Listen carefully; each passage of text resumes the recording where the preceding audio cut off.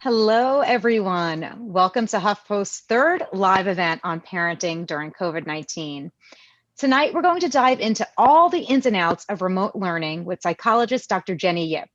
I'm Lauren Moraski, and I'm on the strategic innovation team here at HuffPost, and I'll be facilitating tonight's chat. To get a better sense of what you're interested in discussing, we're going to launch a quick poll to kick things off. So while I continue, just take a look at that poll, and it ranges from everything from common traps that we fall into as parents to how to help your kid learn to pay attention. While that poll runs, I'll share a couple of quick notes. We'd love to see your faces, so if you're able to start your video, you can find that feature at the bottom left of your screen. And we'd love to hear from you. So if you have something you'd like to ask tonight, you can raise your virtual hand by clicking participants at the bottom of your screen. You'll see a panel open up on the right after you click participants, and you'll see the raise hand option. If you're on a mobile device, you can click the more button at the bottom right and select raise hand. We'll try our best to get to your question, and when it's your turn, I'll unmute you and call you up so you can pose your question. And if you have any technical issues, feel free to reach out to one of our HuffPost moderators. They're all labeled moderator, and they'll all have pink and green backgrounds. And one more thing, if you'd like to support all the work we do, I'll ask you to consider joining HuffPost membership. There are free and paid options where you can get access to our comments section and invites to virtual events like this one. Plus, you'll get the option to join our exclusive members-only newsletter called Self-Care is Good Parenting. So that's all for me for now. I'm going to pass it over to my lovely colleague, Kate Aletta, Senior Editor of Culture and Parenting, who's leading tonight's discussion. Kate, it's all you. Thanks, Lauren. Hi, everybody. Thank you for coming. As Lauren said, I'm the Senior Editor for Culture and Parenting here at HuffPost. This talk is particularly of importance to me because both of my two boys started remote education yesterday. And I'm now in the thick of it, like everybody else. And I'm really excited to welcome Dr. Jenny Yip tonight. She is a clinical psychologist who happens to be a nationally recognized expert in OCD, anxiety, and parenting. She's also the author of The Stress Less Life, which is something that we all certainly need right about now. She's wonderful. So I'd love her to say a few words about her experience and, how she's excited to talk about remote education and her expertise in that field. Thank you for having me, Kate. I'm excited to be here. Again, my name is Dr. Jenny Yip. I have two little ones of my own. So I'm the mother of almost 4-year-old twin boys. So having them at home 24/7 since quarantine has been challenging. So I can relate to all of your experiences. And my professional life, when I'm not wearing the hat of being a mother, I founded the Renewed Freedom Center in Los Angeles, which is a mental health clinic for people suffering from anxiety disorders, obsessive compulsive disorders. And then I also founded the Little Thinker Center, which is a child learning and development center for kids with academic challenges, learning challenges, and social emotional challenges. So I'm happy to be here and answer questions that you might have. Great. Before we get started with some questions that I have, should we pull up the results of the first poll? Okay, wow. So by and large, people want help helping their kids learning to pay attention. Same. So I guess maybe we should followed equally by all the other questions. So actually, that's really funny that one of my questions was about getting kids to pay attention better. So I would be curious to know, Dr. Yip, what are some ways that parents can help, whether it's a kindergarten kid or up until, middle school, high school, what are some ways that parents can get their kids to really focus on school when they're in front of a computer? And what are some even tweaks to their learning environments you can make to make focusing more easy or easier, more easy? Okay, so that is going to be a very long answer because there are so many things that are involved here. And I think the first thing we have to think about is our own expectations. Is our expectation realistic? and for the developmental stage and age the child is in. So, you know, I was just letting Kate know about my experiences when everything went to quarantine, right? My kids' school started doing Zoom classes, 2 hours in the mornings and 2 hours in the afternoons. Expecting a 3-year-old to sit through 2 hours of Zoom is not going to happen. And I know it was a struggle every single day. And my 3-year-old, one of my 3-year-olds started telling me how much he hated Mondays and how much he loved the weekends. And that's really not where we want kids to be. So I think the first thing is to be realistic about what our expectations are, right? So for, let's say, a grade school kid, a grade school child, you know, the average time that a grade school child can sit through a class and be focused is probably about 45 minutes max. Anything longer than that, then you were just not being realistic about our expectations, right? So I would say that for a preschooler or a kindergartner, that time is going to be even shorter. And it really depends on what the platform is. So again, expecting a child to sit through Zoom classes is going to be less engaging than if we were working one-on-one or even within the group directly. So if we're talking about Zoom classes or online classes, then I would say, you know, anything more than 15, 20 minutes for a kindergartner is expecting too much. Even adults, you know, research shows that adults cannot sit through more than 60 minutes without feeling like, you know, your mind is going to go blank. So we have to adjust our expectations. So if we're thinking about keeping a child engaged, keeping a child attentive, we have to be able to structure the school day so that they're getting breaks, whether it's every 30 minutes, every 45 minutes, every 60 minutes, depending on the age and developmental group. So, you know, if your school is having remote learning, and, you know, the best time is actually between 9:30 and 2. So that's only 4.5 hours. If you're doing anything more than that, then you know, it's natural for kids to be distracted because we're just expecting too much of them. So from 9:30 to 2, you know, you might plan, you know, the first 20 minutes just sitting down with the child, reminding them of what the day is going to look like, you know, helping them prepare for what's to come. Because what keeps us engaged is knowing what to expect. So we know what to expect, and we know what the sequences are. That's providing the structure that kids need. And then start the first curriculum. And you want to reinforce the philosophy of work, then play, right?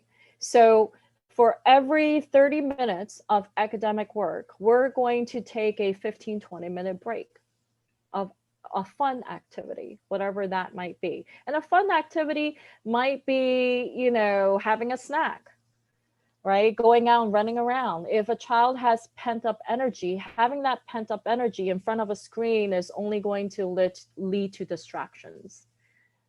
So having the kid go out and run around, having the kid go out and throw some balls, kick some balls, and then coming back. Now, when you come back, you have to give a child transition times, and you have to warn them, okay, there's 5 more minutes. Okay, there's 2 more minutes. So again, you're giving them realistic expectations, especially for the little ones who can't tell time. Mm-hmm. So these are some of the important aspects to keeping a child focused: providing the structure, breaking down the days to realistic time periods where a child can stay focused. And then when it comes to tasks, you know, some kids get lost because the task is just so overwhelming and so large that they can't really figure out where the starting point is and where the end point is. So helping kids to even break down tasks. You know, it's kind of like when we were all in school, we learned how to do outlines, right? So it's helping kids break down the chunks of their material so that they can attend to each specific chunk and it's doable.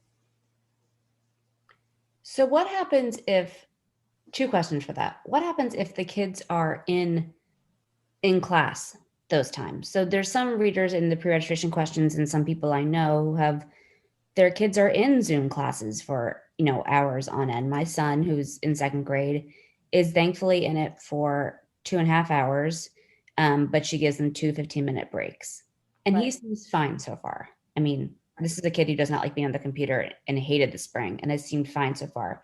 But what happens if you have a kid who is, expected to be in front of the computer, not with break, that's not basically done with you helping, but it's with the teacher, on how do you navigate that, and how do you kind of express to the school if the school's not being helpful with giving breaks and stuff? How do you sort of navigate that?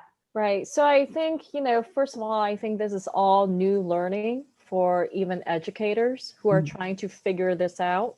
And this is the very first time, well, not the first time, this is now the second time, right? Because the spring was the first time. Let's not forget the spring. Right. The spring was the first time that they had to transition teaching to direct, actually indirect FaceTime. But I think it's really important to work with teachers. And it's much more effective to tell a teacher, to inform the teacher, hey, there's no way to expect my child to sit through 45 minutes or even 2 hours of material. And what can we do to work in more breaks for my child, right? So, and I think a lot of times schools are figuring out, so they're also figuring out what will work and what won't. I would say that some school districts are actually implementing various forms of direct remote learning where they would have like chunks of time that is going to be direct with many more breaks in between. And then there are some school districts that, where they just don't have it together yet. And that would require families, parents, to advocate for yourself, right? Because if it's not going to work, it's not going to work.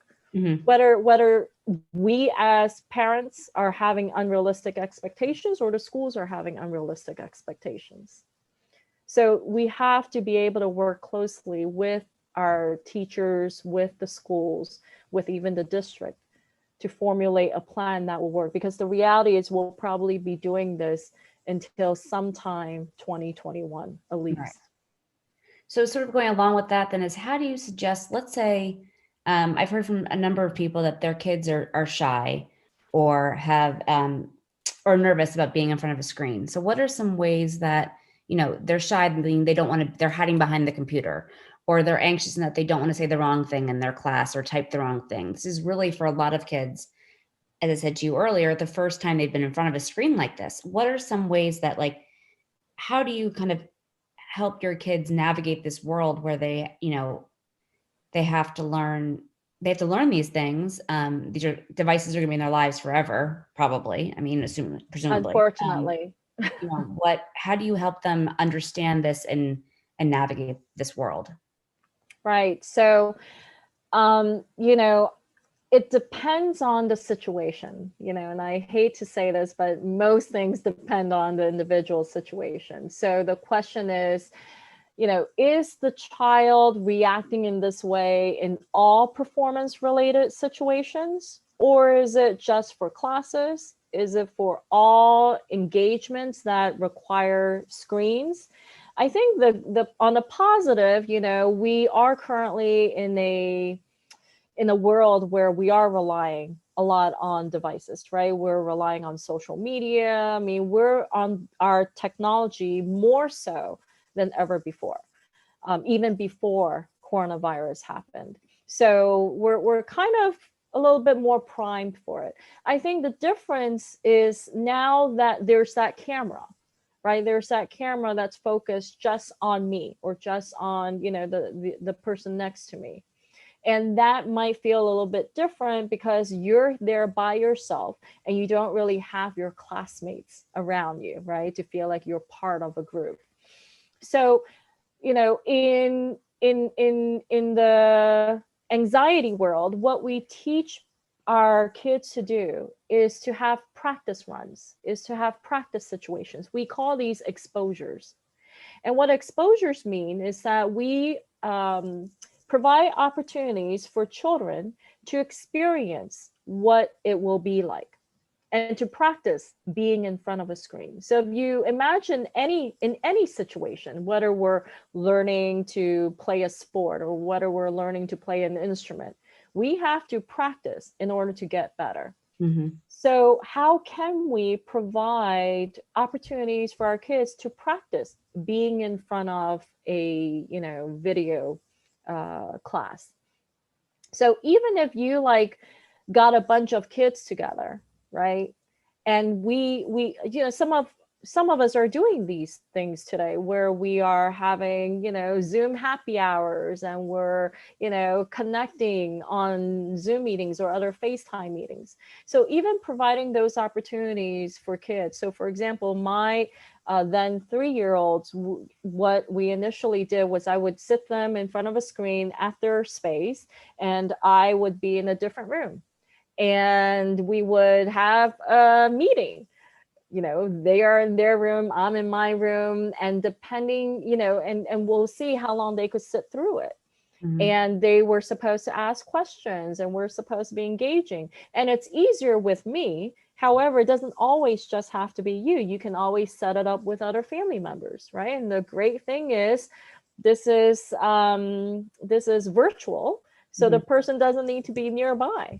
You can set it up for a friend of yours, you know, your friend's kids. And these will be practice runs. Okay.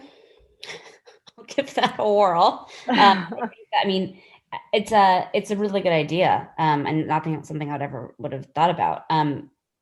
Similarly, what happens when your kids say they don't want to do any more work, or what happens when, you know, the kids say, you know, in the spring, for instance, my son, who was doing a lot more Google Classroom stuff, a lot less interactive and a lot more individual learning assignments. You know, what happens when they say I'm done for the day, or like how do you know, when do you know when you've pushed enough? When do you know when you need to push more?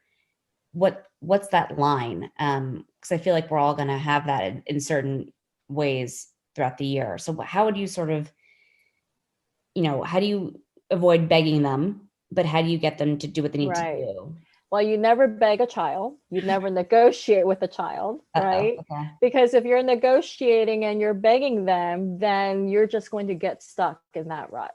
And that's not where that's when it becomes stressful for us as parents, right? So when working with children, again, our goal is to reinforce the idea of work before play. Mm-hmm. So you have to be able to provide the structure, right? So the structure can be anything from, you know, the school day's routine to what is expected of them, what is the behaviors expected of them, and even finding activities that they can feel good about engaging in. So this is very different than rewards, right? I want to caution about rewards. When we are rewarding behaviors that we are expecting, then what ends up happening is that the child will expect rewards for behaviors that they're expected to do. Okay. However, what we want to teach them is how to adjust themselves so that they're rewarding themselves with pleasurable activities. We're not the ones who are dispensing the rewards. We're teaching them how to reward themselves. This is no different than when we as parents are engaging in self-care, right? We're rewarding ourselves for doing hard stuff. So we want to help them build that mindset. So helping them make a list of pleasurable activities, helping them come up with a structure that's going to work with them. And here's the other thing is that it works a lot better when the child is engaged in the process, when the child is participating in that problem solving process, right? Mm-hmm. So even with my kids, you know, I mean, my Tristan will always say, it's too hard. I can't do this. I don't want to do this. This is taking too long. And my questions to him will be something like, okay, yes, this is hard. This is hard work. What are you going to get out of it? You know, are you going to learn more? And we talk about, like, he loves basketball, right? So he wants to be in the Lakers. So we talk about what it requires, you know, what's required to be in the Lakers. You know, you have to work hard. You have to practice. You have to practice when no one else is practicing. So you're informing them what's required, and then you're getting feedback from them. What are you willing to do? Right? If your child is saying, well, I'm not willing to do anything, it depends, you know, what that not anything means. Does that mean that they are okay being, you know, completing the bare minimum? If they're okay being, you know, completing the bare minimum, then you as a parent has to be okay with that too. Now, remember, just because they're okay completing the bare minimum right now does not mean that's permanent. You know, I think we also have to take into consideration the stresses that a lot of our kids are experiencing today, right? This is a new challenge. And just as, you know, we as parents are pretty overwhelmed with all of the different tasks that we have to juggle, kids are overwhelmed right now too. This is uncharted territory where they're confused about what to expect and what to experience, and they're not getting that comfort of that social engagement that they're used to when they get from school. So we have to, you know, be okay with where they are. And, you know, having that list of activities that they enjoy, and then plan it out with them. Well, what if you do, you know, 30 minutes of this task, and then, you know, you go and play on the swing set for 20 minutes, right? Or we'll go out and take a walk. And I think what is important also, especially for the young kids, so kids in grade school and in the preschool period, your attention is really important. So kids are craving your attention. So even if it's, hey, you know, how about you go and do your work, mommy have to go do my work, and in 20 minutes, let's get together and have a snack together, right? That's mommy time. So, and then the more important thing is when you see your child doing well, praise them. Not praise them just by saying you're doing well. It's like, wow, you spend a lot of effort engaging in your task. So the more specific you are in your praises, the more direct you are about the efforts that you're actually seeing, that's feedback, that's motivation, that's reinforcement for the child. Oh, my mom recognized that. And that feels good, right? It feels good to be praised. And that will motivate the child to do more of what felt good than what doesn't feel good. Okay. And similarly, you know, parents, I'm guilty of this too. You know, we want to fix things. We want to make sure that they are, you know, not enjoying this time, but that they are, you know, they're not falling behind, that they're not completely miserable. So how do you sort of ride, you know, straddle that line between wanting to help out, being too busy to help out, and wanting them to sort of learn that this is what life is, and, you know, the resilience factor of all of that? Like, how do you sort of, I'm struggling with, like, you know, I want to make sure that they are better than the spring, which should hopefully be easy because the spring was so miserable, but like, I want to make sure that they are doing better. And I want to make sure that they are feeling this is some semblance of a school year. But I don't want to be, you know, a helicopter parent. I don't want to be, you know, I don't want to be making everything happen for them. So how do you sort of build up I've been thinking a lot about building up the resilience factor and the flexibility factors, but also getting them to, you know, be kids. Well, okay. So what is wrong with them being miserable? I don't want them to be miserable. Why not? Because they're my kids. And? Well, I don't know. I want anybody miserable. They're 7 and 4. They shouldn't. But This is like what's hard wrong? enough. But what's wrong with being miserable? Well, I hate being miserable. So wouldn't they hate being miserable? So what do you do when you're miserable? Stomp around, have a glass of wine, yell Okay. at my husband. All I right. don't know. All of which aren't very productive. Well, maybe the glass of wine I can relate, but No, none of it's very productive. right? None of which are very productive, right? So I think, we live in this world, which we didn't live in this world 20, 30 years ago. However, in the last 10, 15 years, we live in this world where moms especially are expected to fix everything. And we want our children to be happy all the time. And I'm going to ask this again, how realistic is that? How realistic is it to be happy all the time? And if we are happy all the time, are we appreciative of being happy, or are we taking it for granted and then expecting to be happy all the time? And then what does that even mean? How do we get to be happy? Do we get to be happy because, we're given rewards? Do we get to be happy because somebody is fixing things for us and we don't really do anything ourselves, right? We are in a state of feeling content when we feel like we have the confidence to overcome challenges, when we feel like we have the know-abouts, the skills to be able to fix things ourselves. But what that means is, in order to have that confidence, we have to go through challenges, which means being miserable, right? When you're going through challenges, you're being miserable. You are feeling miserable.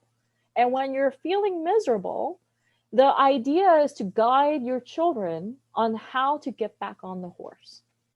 Mm-hmm. So that eventually it's not just about whether the child gets back on the horse, it's how quickly you can get back on the horse. So stomping around, yelling at the husband isn't going to be, you're not going to get back on your horse very quickly, right? Then Right. something else might be more useful and productive. So how do you get the kid to get back on the horse? Like, what are some things that you could say to help he or she along towards that? Okay, so my almost 4-year-olds are constantly saying to me, "Mommy, I'm sad." Whenever they don't get their way, they're sad, right? And I'm like, I understand you're sad. What can you do about that sadness? Okay. Right? How long does the sadness last? Right? Because we get into this mind space where we're catastrophizing and magnifying, right, the worst. And we think this feeling of misery is going to last forever. And even though this pandemic has put all of us in this space, it's not going to last forever. It will end at some point. We will get back to normalcy at some point, and we just have to be able to ride it out until then. And there's this silver lining is while we're riding it out, we're also gaining skills of how to appreciate, the joys that we have, even if they are far and few in between. So ask your children, well, first you want to validate. You don't ever want to, you don't ever want to say things like, oh, everything will be fine. You don't want to placate a child. You don't want to just, reassure a child that everything will be fine. Oh, you got it. Oh, there's nothing to be sad about, because that invalidates a person's experiences, right? So you want to say, yeah, I can see that you're sad. Yes, this is a very sad time. Yes, I can see why, losing, your toys would be sad. What can we do about it now? What are you going to do about it now? What can you do to help yourself feel better? Right? And then we'll go back to those activities that are pleasurable. How about trying this? How about trying that? Okay. Even if it comes down to academic work. Mom, I'm really frustrated that, there are all this stuff that I have to attend to, and, it's really hard to do this at home. Okay, well, what can we do? to make the experience a little less challenging. It's going to be a challenge. And while you're going through this challenge, you're actually getting stronger, right? You're getting emotionally and mentally stronger because you're learning a different way to approach this. So what can we do? Perhaps, and when I say creating structure, some families, I've encouraged them to do is, don't just do Zoom classes in your child's bedroom, or academic classes in the child's bedroom, because I mean, the bedroom is not meant for focused activities, right? Even when we're working with people with sleep issues, we let them know that the bedroom is only used for sleeping, not work, not gaming, not exercise. So we associate the bedroom with sleep. So if you want a child to be mentally active, getting them to do their school in their bedroom is probably the least productive thing to do. Setting them up in a different space in the house to mimic as much of a workspace as possible with, calendars, schedules, charts, will help them feel more like they're supposed to be engaged. So what else can we do to help you feel less challenged, right? And it's all about having these conversations with your child to come up with creative solutions outside of the box. Mm-hmm. So I have two more questions, and then I'll sort of let our pre-registered questions and anyone ask questions as well. But if you're remote educating, how do you kind of delineate the weekends from the weekdays then? Like, one of the things that I've thought a lot about, and maybe it's too, maybe I'm thinking too much about it, but if you're at home all day, all week, and then you are home on the weekends too, are there any ways to sort of, Sunday night say, hey, it's another day for school tomorrow, it's Monday again, or Friday night say, okay, now we're at home still, but we have the weekend time. Like, what are some ways? I'm worried about that, maybe for reasons that I shouldn't be, but I'm curious if you have any tips for, how to make sure that there's that line, that they understand the boundaries of those things, and how it makes it make them feel different enough to kids. Well, before quarantine, weekdays were different than weekends, right? Because there are different activities on the weekends than there are on the weekdays. Just because we are, all forced to stay at home doesn't necessarily mean that that needs to change. I'm sure there are different activities that are expected during a weekday that we can be a little bit more relaxed about on the weekends. So in my family, we love the weekends because those are the days where we can do absolutely nothing. And my kids love doing absolutely nothing. So, it's like maybe Friday night, that is the night that we have family movies, right? So that sets off the weekends. And what family activities can we engage in? Maybe there's at least one family activity per, Friday night, Saturday, and early Sunday before it's time to get back ready for school on Sunday night. So each family is going to be different. For my family, on the weekends, so Sundays, our kids are allowed to watch cartoons on Sundays. And that's the only day that they're allowed to watch cartoons. Saturdays, they're allowed to watch educational material on TV. And then, we used to be really strict in terms of screen time. And since quarantine, we've kind of relaxed that rule a little bit more. And on the weekdays, if they have completed all of their work, if they've done what they were supposed to do, then, and if there is sufficient time at night, we might watch like a 30-minute thing on TV. So it's about having this consistent structure that makes sense. On the weekdays, we all have to wake up earlier. Maybe on the weekends, we have a later wake up time. Maybe, and also in my household on Sundays, we all have Sunday brunch. Every Sunday there's brunch. We have even different types of foods, on the weekdays, the breakfast, it's kind of the same, yogurt, milk, cereal. On the weekends, it's brunch. So, That sounds amazing. Can I come to your house? When quarantine is over. Seriously. So, just having different activities that is associated with the meaning of weekends. On the weekends, we have time to play games. We have time to play family games on Saturdays. So depending on what the values and what activities your family is interested in, you can develop different things. Okay, I can do that. Yeah.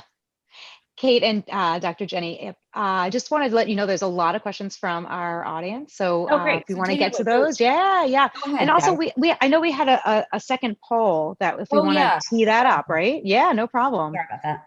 Yeah. So this one is, how is your kid taken to remote learning so far? I'm going to go with it's been rough, considering 80% said you needed help with paying attention, but I could be wrong. You're only on day 2. You still have a lot of time. Oh, no, I'm saying I'm fine so far. I'm saying the audience is probably like, it's been rough. Yeah. Come back to me in 3 weeks. Well, I am taking notes. I think this is, I have only a year-and-a-half-year-old, but like this is super, a lot of these are takeaways just for me now and for the future. So I really appreciate all this. And just a reminder to everyone on the call here on the line, if you have a question, you can just click participants and click the raise hand option. And we'll try to get to your question and call you up. We'll try to get to as many questions as possible. We have quite a few pre-registration questions and some live questions as well. So we're going to kick it off with a question from Sean Horton from Kentucky, who's actually here today. And he wants to know, schooling tends to drag on for my 4th and 5th graders. How much and how hard should I push them to complete their work? I'm afraid of diminishing returns if I push them too hard and too long throughout the day. Right. Again, I think we addressed some of that earlier, and I think that depends on what is the child capable of and what is the child willing to do. So you don't want to work harder than you need to. And you certainly do not ever want to get into battles with children, and you don't want to negotiate with them, right? When we start negotiating with children, what we're actually doing is we are we're creating terrorists, right? Who's going to constantly ask for more and more and more. So what we want to be able to do is create this structure where we let them know what is it that we expect of them, and have these conversations with them to problem solve. Well, this is where we are. What is it that feels right for you? What is it that you can see yourself doing more or less of? How can we make this experience less challenging for you? And I think too often kids feel like they have no control of their environment and they have no control over what happens to them. Mm-hmm. So we have to learn to give some of that control back to children so that they feel accountable. And if they're participating in this problem solving session, then, they are taking ownership of what they are agreeing to. Sometimes what I do is I have parents put their, develop kind of like this behavioral chart with kids. And I'm sure many parents have heard of behavioral charts by now, right? So it's listing all of the activities that we expect of them. And then letting them know, having them check off the boxes that they've been able to complete. And then depending on what they've been able to complete, they get certain privileges, right? So that might work for children who are more resistant, though that wouldn't be my first go-to. That would definitely be something like as a last resort, because again, we don't want to start rewarding children for activities or expectations that they're truly supposed to be responsible for. Great. Thank you, Sean, for that question. Kate, should we get results from that poll? Yes. Oh, that's good. I think we have good days and bad days. 50%. Sounds like my house. All right. So next up, we have a question from Judy Smithson. Judy, I'm going to unmute you and call you up. And if you can just unmute yourself and just let us know where you're from and ask us your question. Hi, I'm Judy Smithson. I'm from the Bay Area. And my question is, children are going through stress and feel overwhelmed. How do we make sure their mental health is nurtured? That is a big question. So when they're going through stress, are there specific situations that they're going through stress in? Is it because of academics? Is it because of social engagements? Is it that they're feeling lonely? I think having conversations, having daily check-ins with them is really important, because one of the things, children feel like they're not getting enough of is attention these days, whether it's attention from their teachers, attention from their peers, attention from parents, right? So even though we are all stuck at home, we actually have less time for everything. We have less time for our kids, we have less time for our work, because we're just being overwhelmed by the multitude of tasks that we have to be responsible for. So having conversations with them daily, checking in with them daily, asking them, what can help you? What can I do to help minimize some of these stressors that you're experiencing? Helping them pinpoint what are the stressors. So it's going through these problem-solving sessions and just finding creative ways outside of the box to make things work better. And then getting them to accept the uncertainty of our current state. Because, do we know when this will be over? No, we don't know, right? Though there are things that we know of what we can do, right? We can engage in more activities that we enjoy to boost our mood.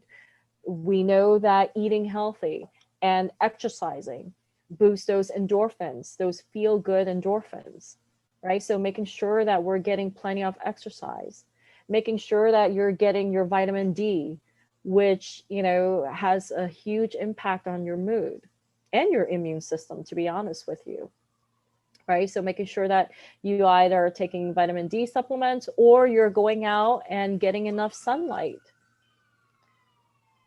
And in my family, again, we have family dinners. Family dinners are hugely important for my family. And I know that there are so many teens today and kids today who has gotten used to taking their food up to their bedrooms and eating in their bedrooms. However, family time is super important, especially today and these days when, their only source of direct contact are family members. So in my household, family dinners is when we talk about, well, what worked today? What have you guys learned today? What worked today? What didn't work today? What can we do to make things better tomorrow? And then every morning when I wake my kids up, I ask them, what kind of day are we going to have today? I ask them so that they can make a decision. What kind of day do you want to have?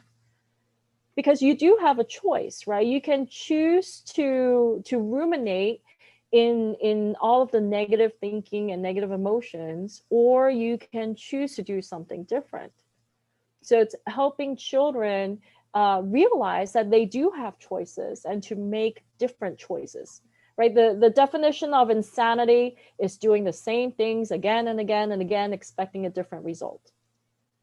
So if you don't want to be insane, and if you want to do something different, you want a different result, then you have to do something different. Thanks for that question. And thanks, Dr. Jenny, for that answer. I just want to remind folks, if you want to ask a question, you just click on participants and click the raise hand option. And we'll try to get to your question. We have about 15 minutes left. So next up, I have a question from Whitney, who's actually on the call tonight. And Whitney wants to know, If you're seeing your child show up differently in different situations, how can you address that? For example, mine will ask questions for online school, but not karate, and I don't understand the difference. So I'm trying to understand the question conceptually. Is that like the child behaves one way in one situation and behaving a different way in a different situation?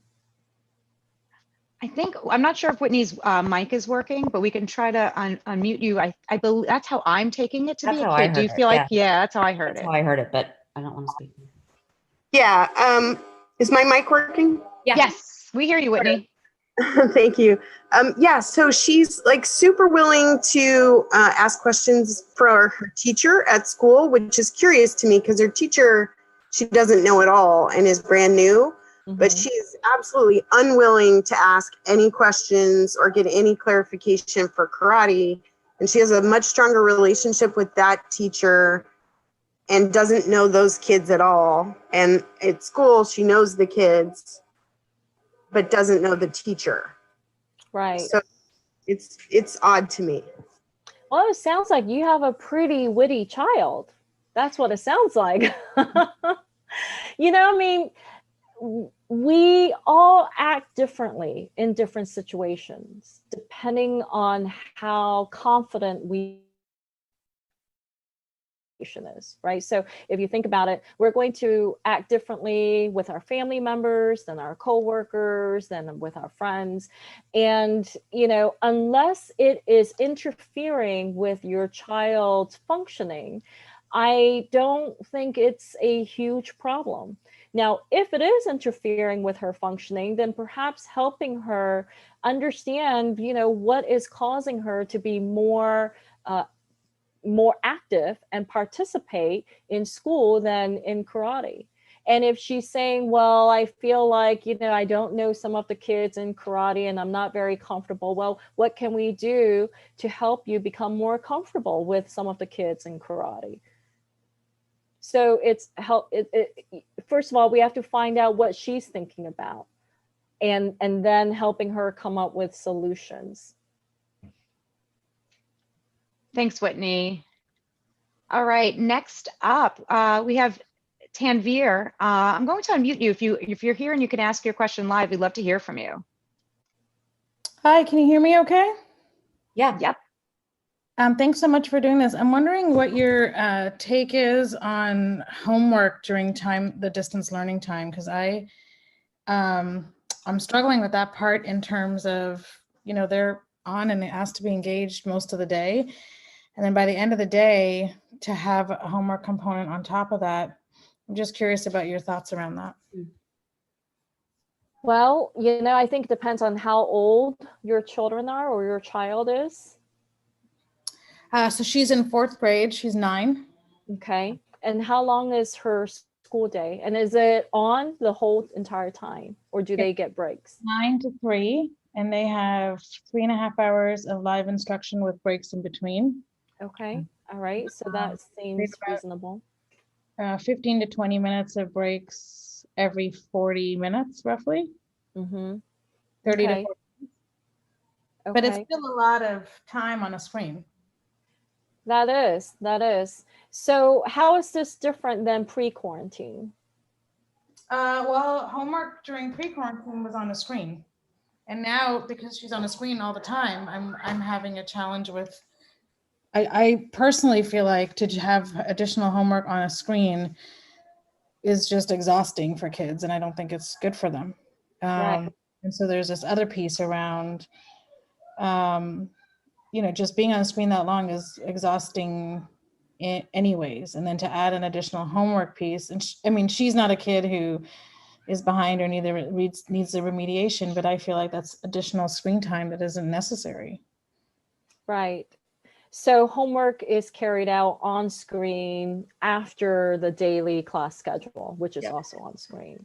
Yep. Well, I mean, if this is a concern and if it's interfering with her completion of her task, I would speak with her teachers to see if there's a workaround around that. So even if that means printing the materials out on paper and allowing her to be able to complete her work on paper, and then submitting them to the teachers, finding maybe a different way. And some teachers are going to be more receptive to it and understanding than other teachers. And we have to keep in mind that teachers are really overwhelmed with having to do the remote learning and trying to figure it out. And some teachers wouldn't mind suggestions. So, again, advocating for your child, advocating for a different way around the problem. And, if your child is expressing this is really tough, then, talk with the teachers. Thanks for that. We have another question, and this is from Louis Zakin. Louis, I'm going to unmute you. You could just let us know where you're from and ask your question.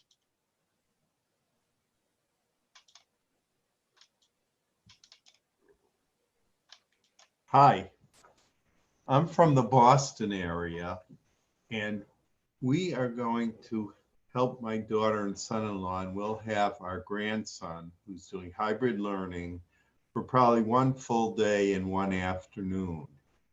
And given that the relationship is different than with his parents, what kind of advice could you give us?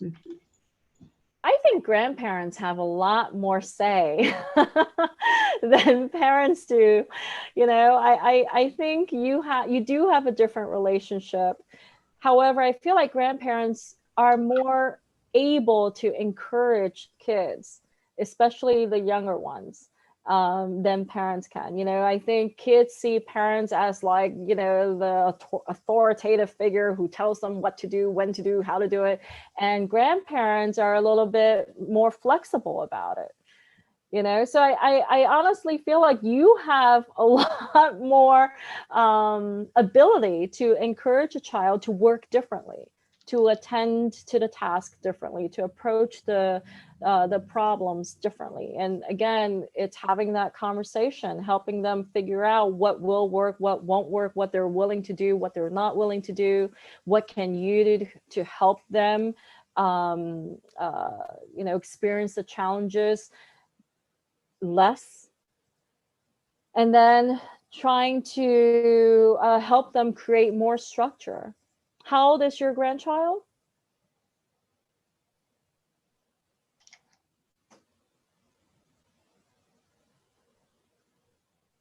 He's 7, and we've been helping out with him a couple of days a week since he was born. But during the pandemic, so far, we've only seen him from a distance. So we're all going to be masked and try to keep a distance. And also, he sort of has us wrapped around his little finger. Right. I know. So therefore, you have much more, ability to encourage his behaviors because he probably will listen to you more than his parents, to be honest with you.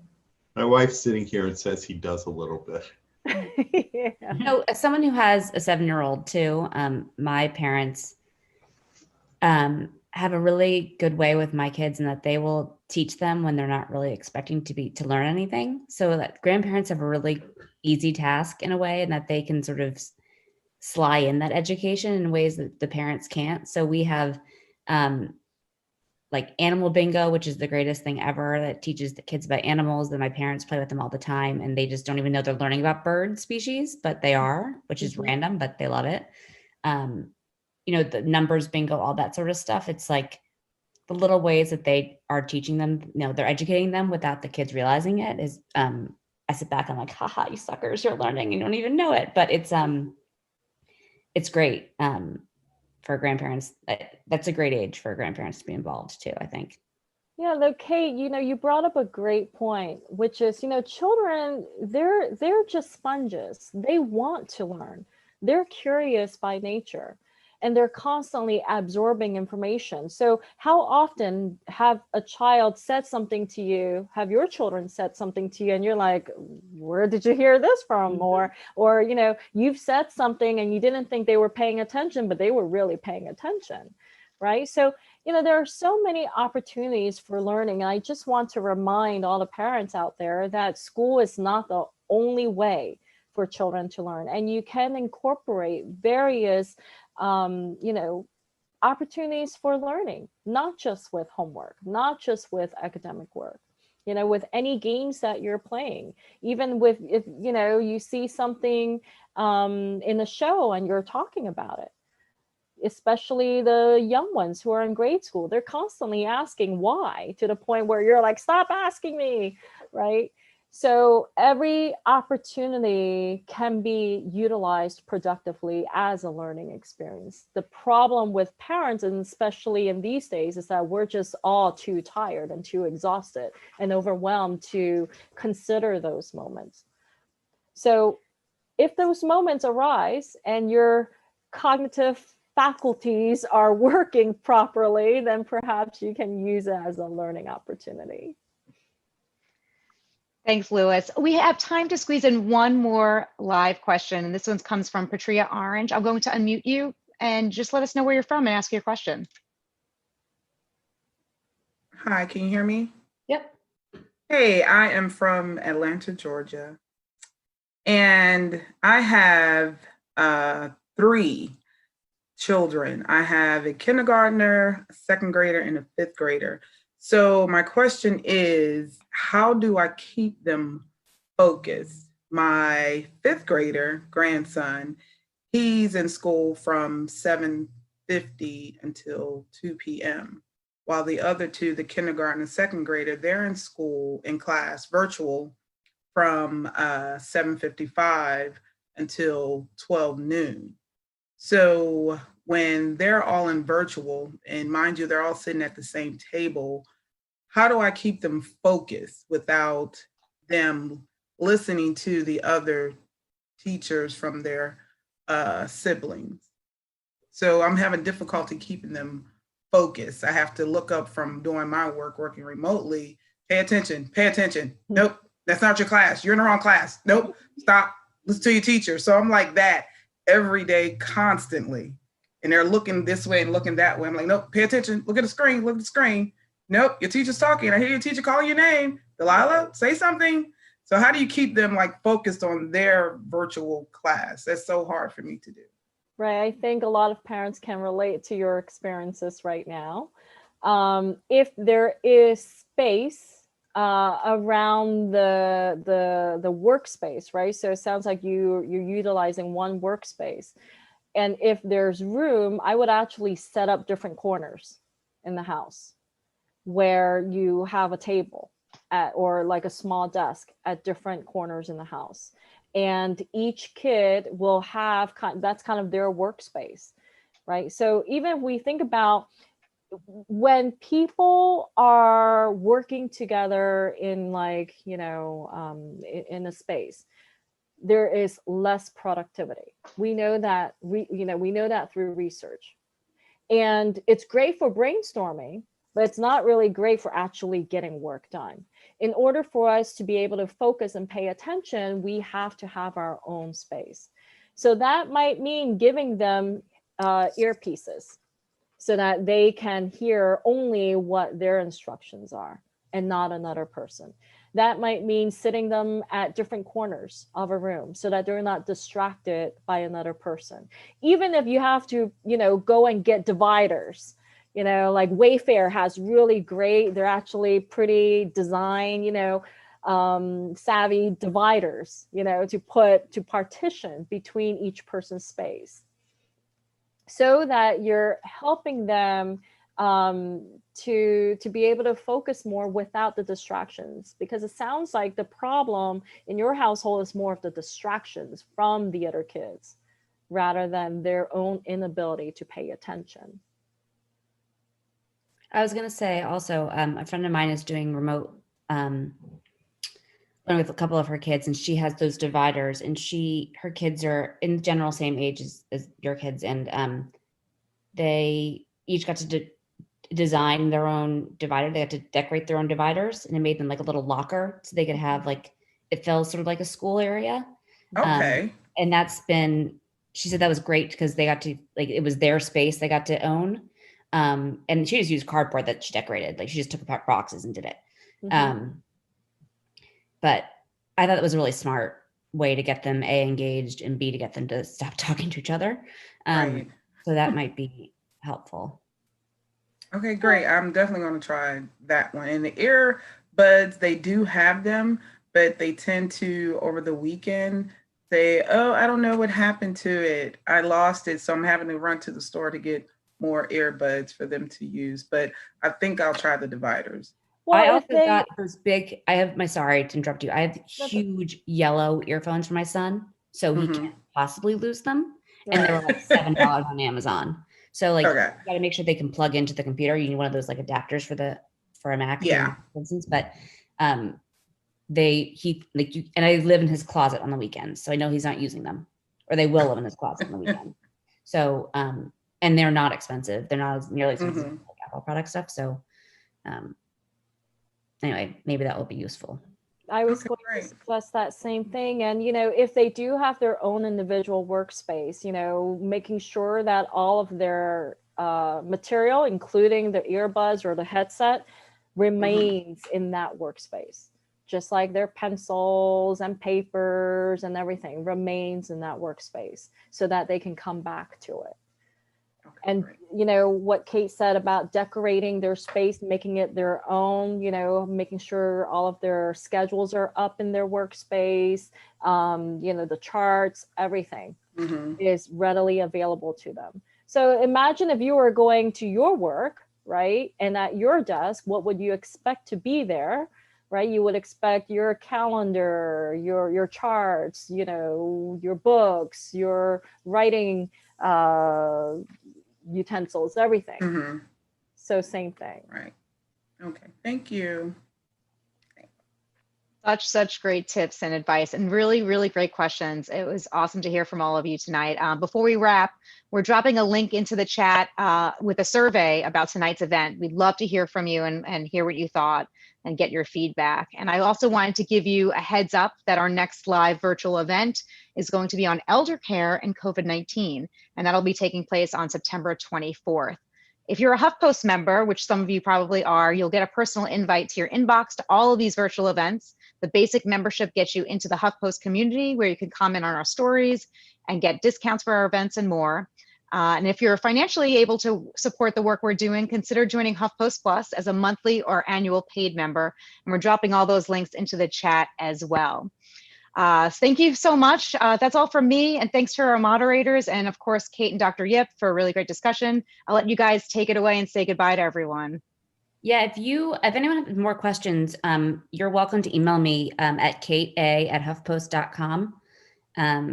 I'm the parenting editor, as I said, so this is like totally my wheelhouse. So I'm happy to, get questions answered or to do stories based on questions that I think are really universal. So katea@huffpost.com.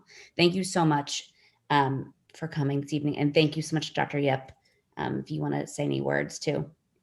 I wanted to thank you guys for doing this. I think this is a very important topic, especially at this time of the year. And every single parent out there, I think you all deserve a pat on your shoulders for being here today and, doing whatever you can. I want every parent to understand that perfection is not what we're striving for right now. What we're striving for is our own mental wellness, because if we can be mentally well by looking past some of those things that aren't really as important, then we're going to be better, well equipped for our children's well-being.